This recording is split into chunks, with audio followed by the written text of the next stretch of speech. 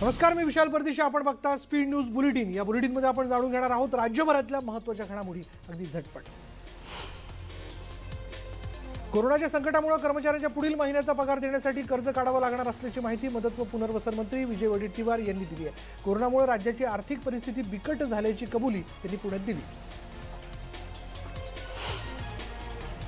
सारथी संस्थेवरून लोक राजकारण करत असल्याचं वडेट्टीवार म्हणाले. सारथीसाठी बजेटमध्ये 50 कोटींची तरतूद करण्यात आली असल्याचंही त्यांनी स्पष्ट केलंय. सारथी बंद पडू देणार नसल्याचंही त्यांनी म्हटलंय.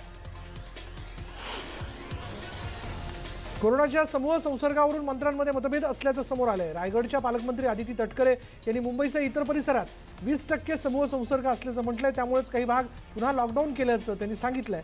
तर दुसरीकडे आरोग्यमंत्री यांनी राज्यात समूह संसर्ग नसल्याचं काही दिवसांपूर्वी स्पष्ट केलं होतं. कोरोना रुग्णांना नेणाऱ्या खासगी रुग्णवाहिकांना आता चांगलाच चाप बसणार आहे. प्रत्येक जिल्ह्यासाठी आता राज्य सरकार प्रति किलोमीटरचे दर निश्चित करून देणार आहे आणि त्याचबरोबर एक हेल्पलाईन ही सुरू केली जाईल. जर कोणी जादा दर आकारायचा प्रयत्न केला तर त्याची तक्रार करा, असं आवाहन आरोग्यमंत्री राजेश टोपेंनी केलं.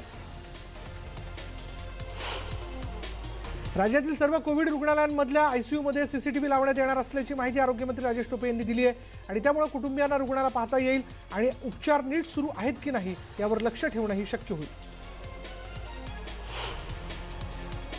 सातारा इथल्या शासकीय वैद्यकीय महाविद्यालयासाठी जलसंपदा विभागाची कृष्णानगर परिसरातील 64 एकर जागा देण्यात येणार आहे आणि त्या बदल्यात जिल्हाधिकाऱ्यांच्या ताब्यातील खावली गावातील 70 एकर शासकीय जमीन जलसंपदा विभागाला हस्तांतरित करण्यात येणार आहे. इमारतीचं बांधकाम दर्जेदार व्हावं यासाठी निधी कमी पडू देणार नसल्याची ग्वाही यावेळी उपमुख्यमंत्री अजित पवार यांनी दिली आहे. राज्यातील आशा कर्मचारी आणि कोरोना योद्ध्यांचे विमा मुदत संपुष्टात आलेली आहे आणि 3 महिन्यांसाठी 50 लाखांचा प्रत्येकी त्यांना विमा कवच देण्यात आलेलं होतं. पण 30 जूनला ही मुदत संपली आहे. आशा आणि आरोग्य कर्मचाऱ्यांच्या आर्थिक सुरक्षेचा प्रश्न यामुळे समोर आलेला आहे. त्यामुळे आता पुन्हा नव्याने शासन निर्णयाची प्रतीक्षा आहे. कोरोनाचा प्रादुर्भाव रोखण्यासाठी नेमण्यात आलेल्या टास्क फोर्सच्या धर्तीवर राज्यातील सर्व जिल्ह्यांमध्ये तज्ज्ञ डॉक्टर आणि अन्य संबंधित यंत्रणांचे टास्क नियुक्त केले जाणार आहेत. मुख्यमंत्री उद्धव ठाकरे यांच्या सूचनेनुसार वैद्यकीय शिक्षण मंत्री अमित देशमुख यांनी हा निर्णय घेतला. मुंबई महानगर क्षेत्रातील बऱ्याच भागांमध्ये लॉकडाऊन लागू करण्यात आला आणि यामध्ये नवी मुंबईसह संपूर्ण ठाणे जिल्हा, पनवेल, उरण, मीरा भाईंदर, कल्याण डोंबिवली, उल्हासनगर, अंबरनाथ आणि बदलापूरमध्ये लॉकडाऊन लागू झाला आहे. नवी मुंबई एपीएमसी आणि नवी मुंबई औद्योगिक क्षेत्राला मात्र यामधून वगळण्यात आलं. मुंबई महापालिकेतील कर्मचाऱ्यांना 100% उपस्थिती बंधनकारक करण्यात आली आहे. कोरोनाचा संसर्ग टाळण्यासाठी 16 मार्चपासून बायोमेट्रिक हजेरी तात्पुरती थांबवण्यात आली होती. मात्र आता बायोमेट्रिक पद्धतीनं हजेरी लावावी लागणार आहे. सुरक्षेसाठी बायोमेट्रिक मशीनच्या शेजारी सॅनिटायझर ठेवलं जाणार आहे. मुंबईच्या मुलुंड भागात प्रचंड वाहतूक कोंडी झाली होती. ठाण्यातून मुंबईकडे येणाऱ्या लेनमध्ये वाहनांच्या लांबच लांब रांगा लागल्या होत्या. ठाण्यामध्ये लॉकडाऊन झाल्यानंतर पोलीस तपासणी वाढवण्यात आली आणि त्यामुळे वाहनांच्या रांगा लागल्या होत्या. मीरा भाईंदरमध्ये आता 10 दिवस संपूर्ण लॉकडाऊन असणार आहे. यावेळी मीरा भाईंदरमध्ये कडकडीत बंद पाहायला मिळाला. मीरा भाईंदर शहरात कोरोनाबाधित रुग्णांच्या संख्येत झपाट्यानं वाढ होते. आतापर्यंत 3,326 रुग्णांना कोरोनाची लागण झाली तर 153 रुग्णांचा बळी गेलेला आहे. 2 दिवसांपूर्वी अपक्ष आमदार गीता जैन यांना कोरोनाची लक्षणं जाणवू लागली होती. त्यामुळे त्यांनी स्वतःची तपासणी करून घेतली. त्यात त्यांचा अहवाल सकारात्मक आल्यामुळे ते आता घरीच क्वारंटाईन आहेत.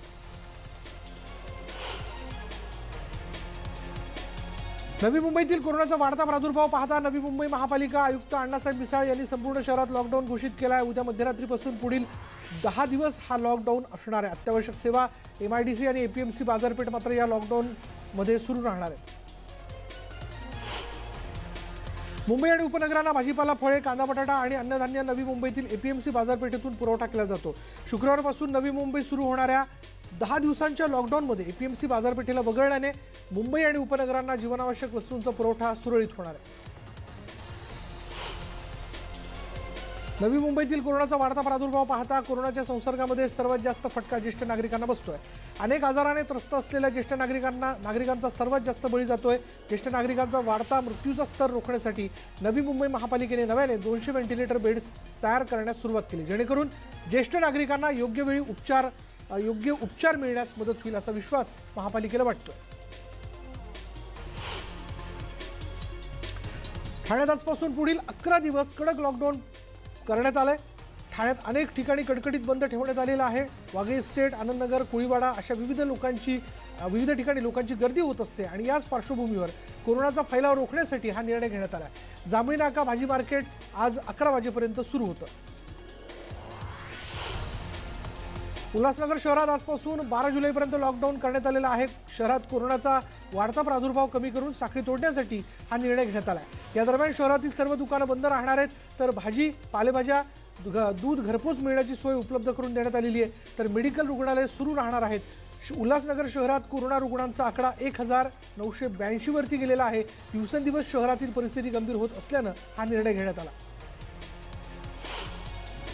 कल्याण डोंबिवली महापालिका क्षेत्रात दुसऱ्या लॉकडाऊनला सुरुवात झाली आहे। आजपासून 12 जुलै असा 10 दिवसांचा लॉकडाऊन असणार आहे। मात्र डोंबिवलीत सकाळच्या वेळी लॉकडाऊनला संमिश्र प्रतिसाद मिळाला आहे। Phadke road, Tilak road, Savarkar road, Gograswadi परिसरात काही नागरिक फिरताना दिसले, तर भाजी विक्रेते यांना घरपोच सेवा द्यायचे आदेश देण्यात आले।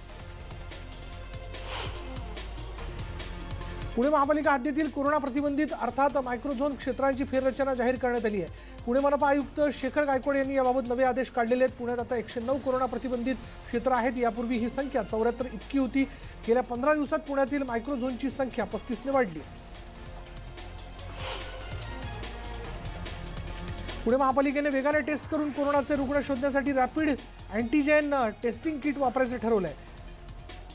ICMRने मान्यता दिलेले 1 लाख अँटीजेन किट पुणे महापालिकेने खरेदी केलेत। हे किट महापालिकेकडे पोहोचलेत आणि शहरात अत्यंत वेगाने झोपडपट्टीत रॅपिड टेस्टिंग करता येणं शक्य आहे। सद्यस्थितीत चाचणी आणि रिपोर्ट येण्यासाठी 24 तास किंवा त्यापेक्षा जास्त वेळ लागतो, पण या किटमुळे हे झटपट होणार आहे। सांगली जिल्ह्यात कोरोना प्रतिबंधात्मक नियमांचं उल्लंघन करणाऱ्या पोलिसांनी कारवाई सुरू केलेली आहे। यामध्ये जो वाहनधारक विना मास्क सापडेल त्यावर थेट दंडात्मक कारवाई केली जाईल। सांगली जिल्ह्याचे पोलीस अधीक्षक सुहेल शर्मा यांच्या आदेशाने जिल्ह्यात 30 चेकपोस्ट उभारण्यात आलेत आणि यामुळे जिल्ह्यात कायदा मोडणाऱ्यांवर चांगलाच वचक निर्माण झाला। रत्नागिरी जिल्ह्यातल्या खेडमध्ये कोरोनाचा धोका वाढला असून कोरोनाबाधितांचा आकडा 99 इतका झालेला आहे। काल नव्याने आलेल्या अहवालांमध्ये 13 जण पॉझिटिव्ह आलेत आणि त्यामध्ये खेड नगरपालिकेचे 2 कर्मचारी असल्याने नगरपालिकेच्या इमारतीला कुलूप लावण्यात आलंय। पुढील 7 दिवस नगरपालिका बंद राहणार असल्याचं सांगण्यात आलंय। रत्नागिरीप्रमाणे सिंधुदुर्ग जिल्ह्यात आजपासून 8 जुलैपर्यंत कडक लॉकडाऊन करण्यात आलाय। कोरोनाग्रस्तांची संख्या वाढू लागल्यामुळे हा निर्णय घेण्यात आलाय आणि त्यामुळे अत्यावश्यक सेवा वगळता रत्नागिरी आणि सिंधुदुर्ग दोन्ही जिल्हे बंद राहणार आहेत। सोलापूर जिल्ह्यात कोरोनाचा वाढता धोका लक्षात घेता अक्कलकोट शहर पूर्णपणे बंद करण्यात आले। पुढील आठवडाभर शहरात जनता कर्फ्यू असणार आहे। अत्यावश्यक दुकानं सुरू राहतील। नागपूर मध्यवर्ती कारागृहात बुधवारी 44 कोरोना रुग्ण आढळून आले। 177 जणांचे नमुने घेण्यात आले असतात 44 जणांचे रिपोर्ट पॉझिटिव्ह आलेले आहेत। एका अधिकाऱ्यासहित 9 कर्मचाऱ्यांचे रिपोर्ट पॉझिटिव्ह आलेत आणि यामध्ये मध्यवर्ती कारागृहातील कर्मचारी आणि त्यांच्या नातेवाईकांचा समावेश आहे।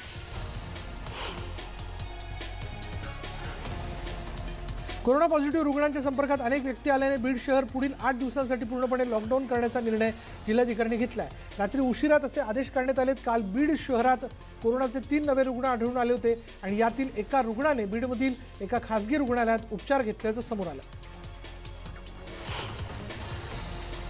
कोरोनाबाधित असतानाही नियमांचं उल्लंघन करून रुग्णांची तपासणी केल्याने 9 जणांना कोरोनाची बाधा झाल्याचा धक्कादायक प्रकार भुसावळ शहरात समोर आला आहे। डॉक्टरांविरोधात पोलिसांनी गुन्हा दाखल केला।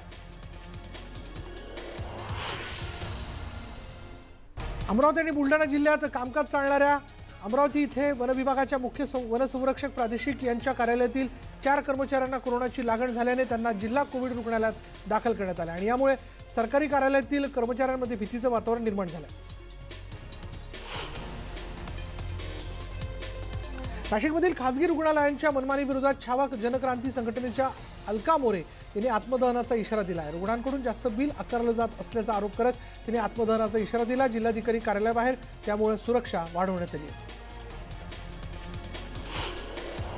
एसटी महामंडळाकडून त्र्यंबकेश्वरच्या निवृत्तीनाथ महाराज समाधी संस्थानांकडून घेतलेले 71,000 रुपये अखेर परत केलेत। परिवहन मंत्री अनिल परब यांनी ट्विट करून ही माहिती दिली आहे। संत निवृत्तीनाथांची पालखी त्र्यंबकेश्वरहून पंढरपूरला नेण्यासाठी 71,000 रुपये एसटी महामंडळाने आकारले होते। त्याची बातमी न्यूज 18 लोकमतनं लावून धरली होती। सामनाच्या अग्रलेखातून आज केंद्र सरकारच्या चिनी ॲपवर बंदी घालण्याबाबत लिहिण्यात आलंय। केंद्र सरकारला आता जाग आली असून सैनिकांनी सांडलेल्या रक्ताचा बदला डिजिटल पद्धतीने घेतला जात असल्याचं सामनामध्ये म्हटलंय।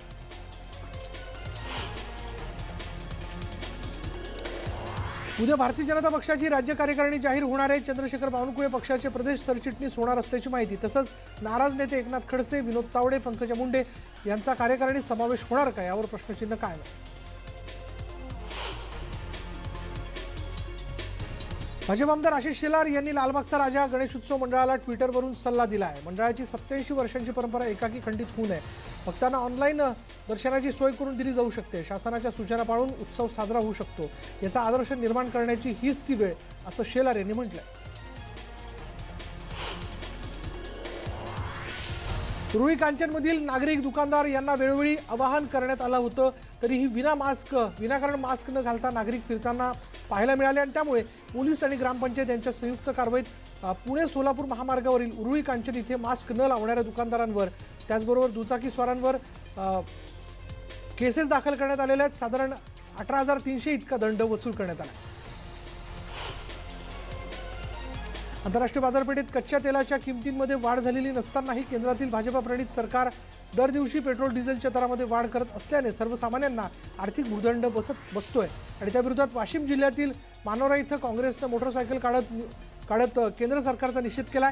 यावेळी मोदी सरकार विरोधात घोषणाबाजी करण्यात आली। गेल्या काही दिवसांपासून इंधनाच्या किमतीत भरमसाठ वाढ झाली असून पेट्रोलपेक्षा डिझेल महाग झालंय। इंधन दरवाढीच्या विरोधात राष्ट्रवादी काँग्रेसने आक्रमक भूमिका घेत मोदी सरकार विरोधात आंदोलन केलं। यावेळी नेत्यांनी तलाठी कार्यालयाबाहेर धरणं आंदोलन केलं। मोदी सरकार विरोधात जोरदार घोषणाबाजी करण्यात आली। वाढीव वीज बिलाविरोधात मनसेनं अमरावतीत आंदोलन केलंय। वाढीव वीज बिल जाळून त्यांनी सरकारचा निषेध केला आहे। सर्वसामान्य वीज ग्राहकांचं 3 महिन्यांचं बिल माफ करण्याची मागणी मनसेनं केली आहे। इंदुरीकर महाराजांवर गुन्हा दाखल करताना सरकारने 100 वेळा विचार करायला पाहिजे होता। चोर दरोडेखोर यांना सोडून साधू संतांवरती गुन्हे दाखल करायचं हीच ठाकरे सरकारची नीती आहे का? सरकारने इंदुरीकर महाराजांवर दाखल केलेला गुन्हा तात्काळ मागे घ्यावा अशी मागणी शिवसंग्रामचे आमदार विनायक मेटे यांनी बीडमध्ये केली आहे। नाशिकमधील रामराव बनकर यांना एसीबीनं अटक केली आहे। माध्यमिक शिक्षक सोसायटीचे बनकर चेअरमन आहेत। 7वें वेतन आयोगातील फरक देण्यासाठी त्यांनी 50% लाच मागितली होती। शिक्षण क्षेत्रात त्यामुळे मोठी खळबळ माजली होती।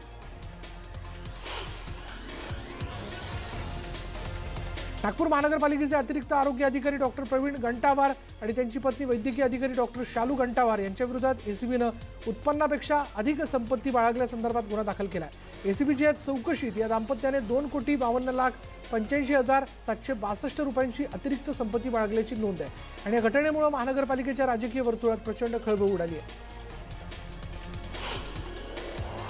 नालासोपारा पूर्वेकडील प्रगतीनगर हाय टेन्शन रोडवर 27 तारखेला चित्रपटात शोभेल अशी तलवारबाजी झाली।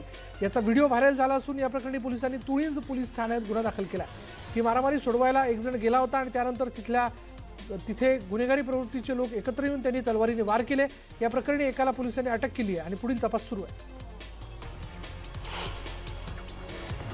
गोंदिया जिल्ह्यातील आमगाव तालुक्यात विहिरीतील दूषित पाण्यामुळे चौघांचा मृत्यू झाला। विहिरीतील मोटारीत पाणी भरण्यासाठी गेलेल्या एकाचा दूषित पाण्यामुळे मृत्यू झालेला होता आणि त्यानंतर त्याला वाचवण्यासाठी गेलेल्या चौघांचाही मृत्यू झाला। भांडारकर कुटुंबियांवर दुःखाचा डोंगर कोसळला।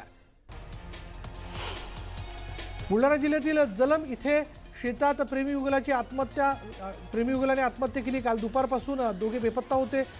युवकांविरुद्ध शेगाव शहर पोलीस स्टेशनमध्ये अपहरणाचा गुन्हा दाखल करण्यात आला होता।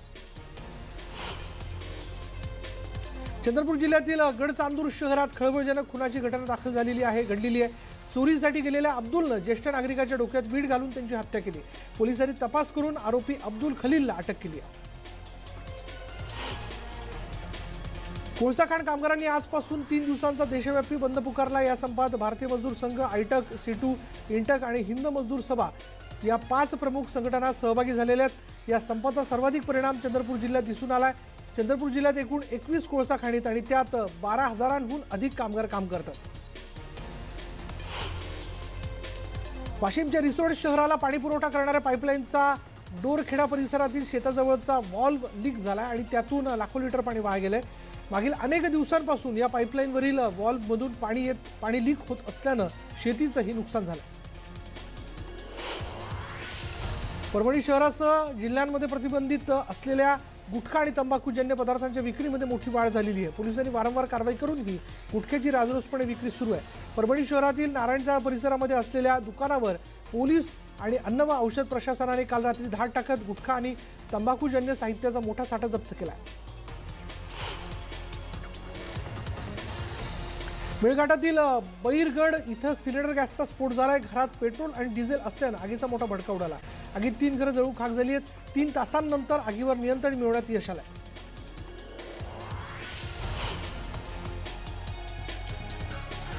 मुंबईत पुढील 2 दिवस मुसळधार पाऊस कोसळण्याची शक्यता आहे। भारतीय हवामान खात्याने मुंबईसाठी ऑरेंज अलर्ट दिलाय। 3 आणि 4 जुलै रोजी मुंबईत मुसळधार पाऊस होईल असा भारतीय हवामान खात्यानं अंदाज वर्तवलेला आहे। मुंबई, ठाणे आणि पालघरमधील अनेक ठिकाणी मुसळधार पाऊस कोसळण्याची शक्यता आहे। याशिवाय उत्तर भारतातही अनेक ठिकाणी मुसळधार पाऊस कोसळू शकतो। यानंतर वेळ झाली का ब्रेकची ब्रेक घेऊयात। पहा फक्त न्यूज 18 लोकमत।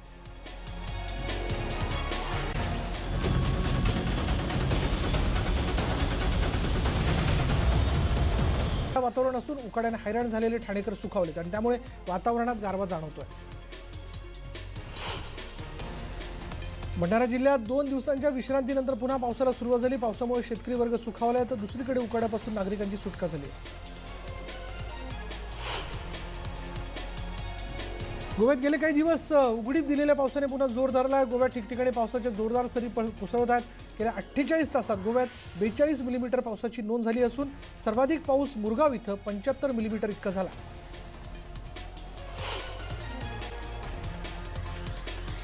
भुसावळ जिल्ह्यातील सिंचन बिगर सिंचनाकरता महत्त्वाच्या अशा हातनूर धरणाचे 32 दरवाजे सकाळी 7 ला अर्धा मीटरने उघडण्यात आले। जिल्ह्यातील मध्य प्रदेशात पावसाने हजेरी लावल्याने तापी, पूर्णा नद्यांमधून धरणात पाण्याची आवक वाढून जलसाठा निर्माण झालाय। सर्वाधिक पाण्याचा प्रवाह हा पूर्णा नदीतून येत असून नदी परिसरात पाऊस सुरूच असल्याने पाण्याची आवकही वाढली आहे।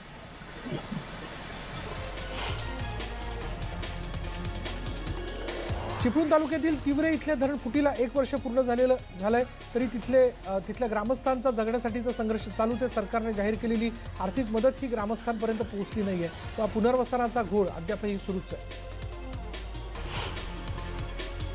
वाशिम जिल्ह्यात जून महिन्यात सरासरीच्या 227 मिलीमीटर म्हणजे 27% पाऊस पडल्यानं 93% अधिक क्षेत्रावरील पेरण्या आटोपलेल्या आहेत। जून महिन्यात सुरुवातीपासून पाऊस चांगला पडत असल्याने शेतकऱ्यांनी सोयाबीन, तूर, कपाशी, उडीद, मूग आणि ज्वारीची पेरणी केली। या पिकांना विमा संरक्षण मिळावं म्हणून नियुक्त केलेल्या विमा कंपनीने 1 जुलैपासून पीक विमा काढण्यास सुरुवात केली।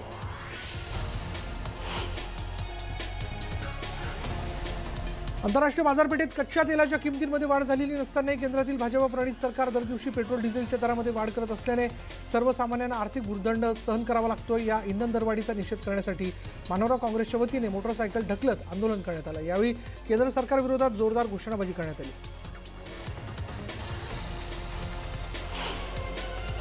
वाशिम जिल्ह्यातील पिंपरी मोडक इथे शेतकरी नंदकिशोर चव्हाण हे लाडेगाव शेत शिवारात जात असताना अचानक रानडुकराने त्यांच्यावर हल्ला केला। या हल्ल्यात ते गंभीर जखमी झालेत। सचिन सिद्धगुर या युवकाने रानडुकराला पिटाळल्याने नंदकिशोर चव्हाण यांची सुटका झाली आणि त्यानंतर त्यांच्यावर कामरगाव ग्रामीण रुग्णालयात उपचार सुरू आहेत। वन्य प्राण्यांचे हल्ले रोखण्यासाठी वन विभागाने प्रयत्न करणं गरजेचं आहे।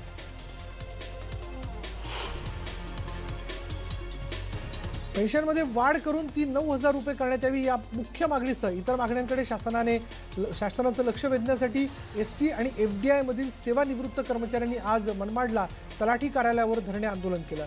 तीव्र निदर्शनं करून जोरदार घोषणाबाजी केल्यानंतर मंडल अधिकाऱ्याला निवेदन देण्यात आलं। आंदोलनात मोठ्या संख्येनं वयोवृद्ध सेवानिवृत्त कर्मचारी सहभागी झाले होते। कोरोना संकटात सोन्याचे भाव गगनाला भिडले आहेत। सोन्याचा दर 50,280 रुपयांवरती जाऊन पोहोचलाय। जीएसटीसह सोन्याच्या एका तोळ्यासाठी 51,780 रुपये मोजावे लागणार आहेत। देशात पहिल्यांदा सोन्याच्या दरात विक्रमी वाढ झाली आहे। देशात सोन्याचे दर 50,000च्या पुढे गेले। गेल्या काही महिन्यांपासून सोन्याच्या दरात दिवसागणिक वाढ होत असल्याचं पाहायला मिळतंय। सोन्याच्या मागणीत वाढ झाल्यानं आंतरराष्ट्रीय पातळीवर सोन्याच्या दरात वाढ होते। त्याचा थेट परिणाम जळगावच्या सुवर्णनगरीवरही होताना दिसतोय। सोन्याचा भाव जीएसटीसह 50,700 रुपये प्रति तोळा इतका विक्रमी झाला।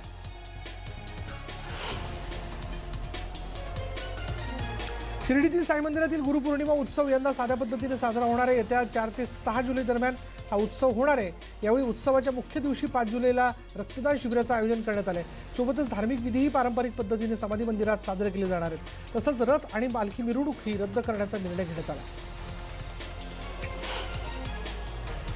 भारतातील कोरोनाग्रस्तांची संख्या 6 लाखांचा टप्पा त्यांनी पार केलेला आहे। कोरोनाग्रस्तांची संख्या 6,04,641 इतकी झाली आहे। तर गेल्या 24 तासात कोरोनाच्या 19,148 नव्या रुग्णांची यामध्ये नोंद झालेली आहे। 3,59,860 जणांनी कोरोनावर मात केली आहे। कोरोनामुळे देशभरात आतापर्यंत 17,834 जणांचा मृत्यू झाला आहे। देशात कोरोना रुग्ण बरे होण्याचा दर 59.51% वर गेला। देशातील कोरोना रुग्णांची संख्या एकीकडे 6 लाखांवरती गेली आहे। दिल्लीतील कोरोना रुग्णांची संख्या ही 90,000च्या जवळपास गेलेली आहे। अशा स्थितीत दिल्लीला लागून असलेल्या हरियाणामध्ये राज्य सरकारने शाळा सुरू करण्याचा निर्णय घेतला आहे। येत्या 27 तारखेपासून शाळा सुरू करण्याचे निर्देश राज्याच्या शालेय शिक्षण संचालनालयाने देऊ केले। देशात कोरोनाच्या रुग्णांची संख्या जी आहे ती 1 लाख संख्या होण्यासाठी 64 दिवस लागले होते। 3 जूनला कोरोना रुग्णांची संख्या 2 लाखांवर होती। कोरोना रुग्णांची 3 लाख संख्या होण्यासाठी फक्त 10 दिवस लागले, तर 4 लाख होण्यासाठी 8 दिवस लागले। त्यानंतर आता गेल्या 5 दिवसात कोरोनाचे 1 लाखांहून अधिक नवे रुग्ण आढळून आले। दिल्लीतील सीसीटीव्ही कॅमेऱ्यावरून राजकीय वाद सुरू झाला आहे। केजरीवाल सरकारने 1,40,000 सीसीटीव्ही कॅमेरे बसवलेत, तर सीसीटीव्ही कॅमेरे चीनी बनावटीचे असल्यामुळे हा वाद समोर आला। त्यामुळे या सीसीटीव्ही कॅमेऱ्यामुळे केजरीवाल सरकारची चांगलीच अडचण निर्माण झाली आहे। रेल्वेने खासगीकरणाच्या दिशेने मोठं पाऊल टाकलं आहे। रेल्वेने खासगी उद्योजकांना 109 मार्गांवर प्रवासी गाड्या चालवण्यासाठी निवेदन देण्यास सांगितलंय। खासगी उद्योजकांना यासाठी 30,000 कोटी गुंतवावे लागणार आहेत। प्रथमच खासगी उद्योजकांना रेल्वेमध्ये प्रवासी गाड्या चालवण्याचं आमंत्रण देण्यात आलंय। भारताने स्वदेशीचा नारा दिल्यानंतर रेल्वेने गुणवत्तापूर्ण रेल्वे रुळ ही देशातच मिळणार आहेत। भारताला सध्या या रेल्वे रुळांसाठी परदेशात विशेषतः युरोपियन बाजारपेठेवर अवलंबून राहावं लागतं। आता स्टील ऑथॉरिटी ऑफ इंडियाने भिलाई स्टील प्लांटमध्ये रेल्वे रुळांची निर्मिती सुरू केली आहे। दिल्लीतील कोरोना स्थिती नियंत्रणात आहे असा दावा मुख्यमंत्री अरविंद केजरीवाल यांनी केलाय। जून महिन्यात ऍक्टिव्ह रुग्णांची संख्या 60,000वरती जाईल असा अंदाज होता, पण प्रस्तावित हा आकडा 26,000 इतका आहे आणि त्यामुळे रुग्णसंख्येतील वाढीचा दर कमी करण्यात आम्ही यशस्वी झालोय असं केजरीवाल यांनी म्हटलंय। केंद्रीय संरक्षण मंत्री राजनाथ सिंह उद्या लडाख दौऱ्यावरती जाणार आहेत। लष्कर प्रमुख मनोज नरवणेही त्यांच्यासोबत असतील। लडाखमध्ये लष्कराच्या सज्जतेचा आढावा संरक्षण मंत्री घेतील, तसंच सैनिकांशी संवाद साधतील। चीनसोबत तणाव वाढल्यानंतर राजनाथ यांचा हा पहिलाच लडाख दौरा आहे।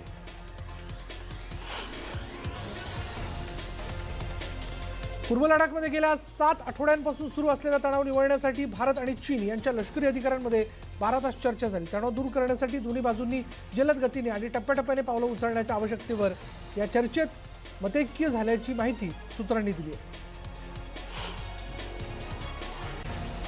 भारत आणि पाकिस्तान यांच्यात नागरी कैद्यांच्या यादीची देवाणघेवाण नेहमीच्या प्रथेप्रमाणे करण्यात आली। भारताच्या ताब्यात पाकिस्तानचे 265 नागरी कैदी असून इतर 95 मच्छीमारांची यादी पाकिस्तानला देण्यात आली आहे। पाकिस्तानने त्यांच्या ताब्यात असलेले 54 नागरी कैदी आणि 270 मच्छीमार कैदी जे आहेत यांची यादी भारताला दिली असल्याचं परराष्ट्र मंत्रालयाने म्हटलंय। सुशांत सिंग राजपूत प्रकरणाला वेगळे वळण मिळायला लागलेलं आहे। सुशांतच्या आत्महत्येप्रकरणी संजय लीला भन्सळी यांची चौकशी होणार आहे। भन्सळींना मुंबई पोलीस चौकशीसाठी बोलवणार असल्याची माहिती आहे। भन्सळी यांच्या 2 प्रोजेक्टमधून सुशांतला वगळण्यात आलं होतं। सुशांत सिंग राजपूत यांच्या आत्महत्येनंतर अनेक जणांनी भेट घेऊन आत्महत्येचा तपास करण्याची मागणी केल्याचं गृहमंत्री अनिल देशमुख यांनी सांगितलंय। व्यावसायिक तणावामुळे सुशांतनं आत्महत्या केली का हे तपासानंतरच स्पष्ट होणार असल्याचं त्यांनी सांगितलं। अभिनेता सुशांत सिंग राजपूत याच्या आत्महत्येला आता 18 दिवस झालेत, मात्र अद्याप त्याने आत्महत्या का केली याबाबत पोलिसांना सुगावा लागलेला नाही। बॉलिवूडमधील काही कलाकार आणि सुशांतच्या चाहत्यांनी अशा 30 जणांची सखोल चौकशी केली आहे। बॉलिवूड अभिनेता सुशांत सिंग राजपूतच्या आत्महत्या प्रकरणी मुंबई पोलिसांकडून वेगाने तपास सुरू आहे। या प्रकरणी आतापर्यंत 30 लोकांचा जबाब नोंदवून घेण्यात आलेला आहे। पोलिसांकडून चौकशी आणि तपास सुरू आहे। बुधवारी सुशांतचा मित्र सिद्धार्थ पिथानी याची देखील चौकशी करण्यात आली।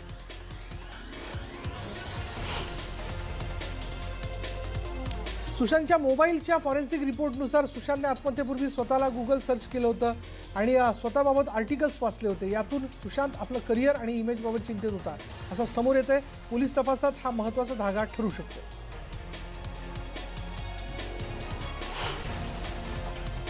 ये रिश्ता क्या कहलाता है हे या मालिकेतील अभिनेत्री मोहिनी कुमारी सिंग आता कोरोनामुक्त झाली आहे। तब्बल 1 महिना मोहिनीने कोरोनाशी लढा दिला, अखेर तिचा हा लढा यशस्वी झाला।